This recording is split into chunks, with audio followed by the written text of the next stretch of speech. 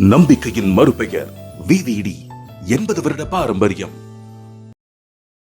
Hello, my name is Sudhir and this is my long review. In this week's version of the long review, I shall be reviewing Sujeeth's film. I think you definitely know what this film is because it's been the talk of the town for this week. It stars Pawan Kalyan, Priyanka, Mohan, you've got Prakash Raj, you've got Arjun Das, you've got Shriya Reddy and you've got a whole host of actors in it. The film is called They Call Him OG.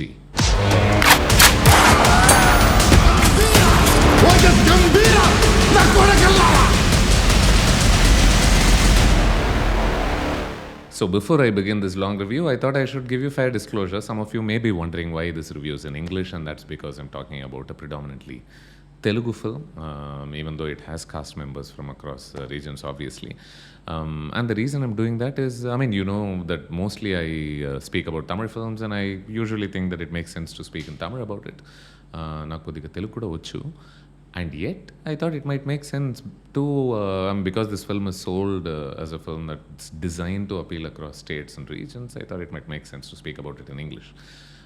So that out of the way, let's begin the long review about They Call Him OG. Now, somewhere around, I think 30-40 minutes into this film, into They Call Him OG, you've got a scene where the bad guy, played by Imran Hashmi, his character name is Omi, and he's threatening a bunch of people. He's got them hostage. He's got them scared for their lives, and that's when he decides to humiliate and goad a little girl. He says, "Hey, why don't you go and bring back somebody who has the courage to come and rescue these people, who has the courage to take me on." And this girl runs, and before she can run too far away, for good measure, he puts a couple of bullets into her, and she dies. And it's such a casual execution of this girl. Now, this is around the time when I became firmer in my belief that this film wasn't really working for me, and the reason is because even the death, lots of people die in this film. Men, women, old people, young people, lots of people die. And yet the death of this little girl evoked very little feeling within me. And I'm not just talking about empathy, sympathy. I'm talking broadly about any sense of feeling. By this time, I had become sufficiently numb to what was going on in here. And it's very interesting because the character played by Pawan Kalyan, he's generally thought to be a very, we don't hear him speak too much, and he's a man of great violence. He has a great appetite for violence. And, out of absolutely nowhere, we see him suddenly become very normal and, have, we see him being part of a romantic relationship, right? I know what you're thinking, and I was thinking the same too the moment I saw this woman, and she's played by Priyanka. The moment I saw that he has a love angle, that he's got a wife, instantly I was worried for her safety. And you can pretty much tell where these films are headed usually. I guess the makers themselves might have been slightly worried that, hey, maybe this wouldn't be enough, that this woman meets her fate. And that is why they do it twice. Eventually towards the end of the film, again, we sort of revisit what happened to her. And we see her meet her fate again. But the problem is I still felt nothing, because 2 times 0 is still 0. The problem with these star vehicles, and I'm not just applying it to star vehicles broadly speaking, but a specific kind of star vehicle that just thrives in hero elevation moments alone, right? Without really propping up the villain, without really creating emotional stakes, without taking the time to do that, right? The problem in these films is that characters are treated like they're placeholders. They're raised like goats for slaughter, pretty much. The focus is not really in building an authentic emotional experience that can create emotion. They're just essentially tools for whatever manipulative purpose the filmmaker wants them to fulfill, right? Because take Priyanka's role. I mean, she plays a character called Kanmani, and Kanmani exists. Why does Kanmani exist? Kanmani exists simply to play up Gambira. Gambira is the character that Pawan Kalyan plays in this film. Gambira's incoming violence, Gambira's vengeance, that is the only purpose that Kanmani serves. And I thought about another woman as well. Shriya Reddy plays a character called Geeta in this film. And I was very interested in how they present Geeta to us the first time around. When we first see her, we think she's going to be scared, but then she comes, driving a four-wheeler, and she stops, she brakes suddenly, she gets out stylishly. She takes her gun out and she threatens to kill the bad guy there. And the bad guy is pretty much thinking, hey, I mean, you can't get away with killing a police. You can't get away with killing a cop. And she says, you know what, I don't give a shit. I could murder you and I could go into jail and I could call somebody and I could come out and I could do that to everybody that works with you as well. And it's a serious threat. And I really liked this woman. I really liked this character. And I was really looking forward to seeing what the film would do with her. But unfortunately, that is the last show of any serious courage that she has in this film. And that told me again that even this whole introduction shot is designed not just to, not just to give us a deeper understanding of her character. This is designed just to play up that specific moment. And that is what this film does. It jumps from moment to moment to moment. Not really worrying about character arcs or, hey, should we stay loyal to how this character has been so far? No, as long as this moment serves a unique purpose, let's just go with it. And that's why we never see Shriya Reddy ever come back meaningfully, again showing the same sort of courage ever again. And till the very end, she's pretty much a passive victim of all the men around her. But again, I was watching this film in a theater where people were really vibing to the hero elevation shots in this film, and that's understandable because that's what good craft can do. It can be so compelling as to make you forget about everything else and just throw you into that moment for a few seconds where, wow, this looks great. And there are plenty of shots like that in this film, like Pawan Kalyan emerging from smoke. Reminded me of Tupaki for some reason. And then there's another lovely, gorgeous shot where, the whole place is set ablaze and there are flames from behind Gambira as he walks forward, and we see what looks like a larger version of his own body in smoke just behind him. And I thought it was it was a gorgeous shot.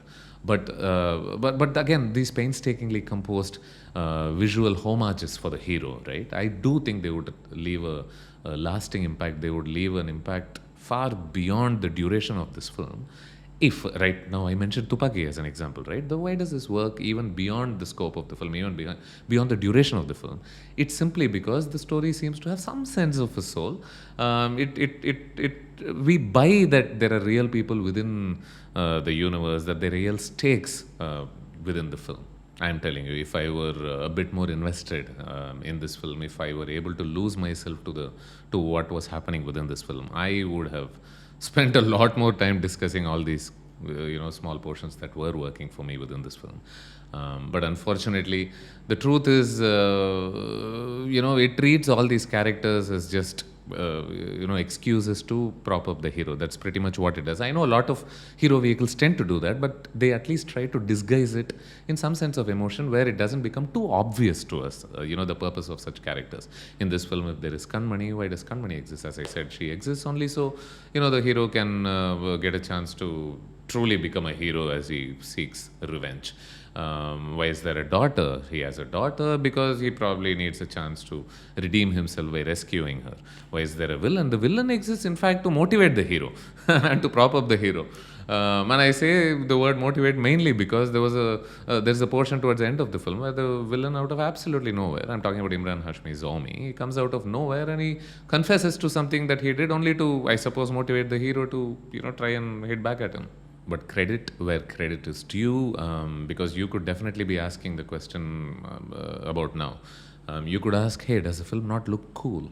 And I do think, it's a film that has clearly been shot with a lot of work that has gone into it, into the frames, into DI work, into how the colors are supposed to look, into framing. The film looks good.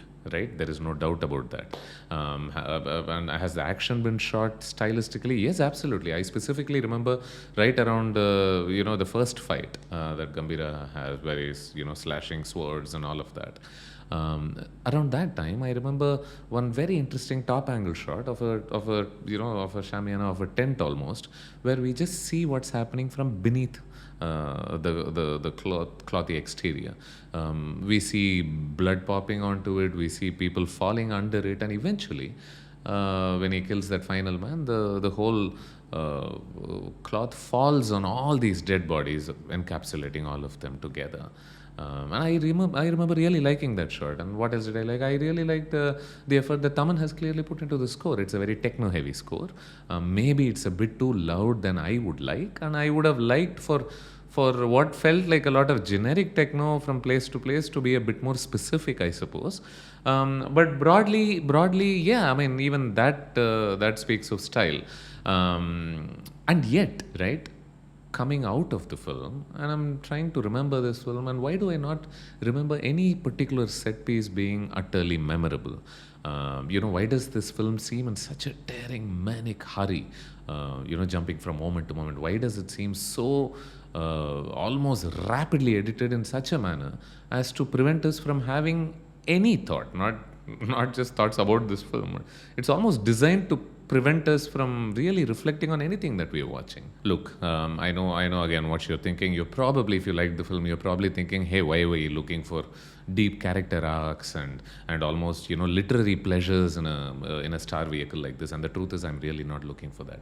All I'm looking for is basics in terms of the writing of a film to engage us emotionally into its world, right? The hero elevation scenes are great in this film, but the hero elevation to work meaningfully, to truly register within us, I do think that the film needs to work emotionally, that we buy that the people within this film are at least cinematically real. And that is truly what I had a problem with. Like, for example, in this film, the Pawan Kalyan Prakash Raj relationship is constantly, referred to. People are referring to it, and there's a line where Prakash Raj says "Iddaru kodukulu kaadu, mugguru kodukulu," referring to Pawan Kalyan also as a son, in a sense. But for all these dialogues that come in, do we truly buy that their relationship is deep? Do we truly buy why one person likes the other so much? And these were the spaces, these were the fundamental spaces that weren't really working for me in this film. Again, it's not like there aren't sparks for interesting ideas within, they call him OG.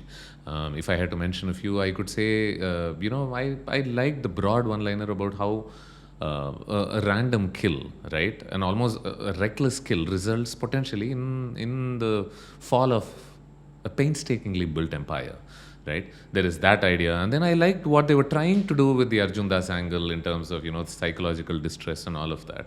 But I'm not sure there was enough work put into integrating it meaningfully enough into the story.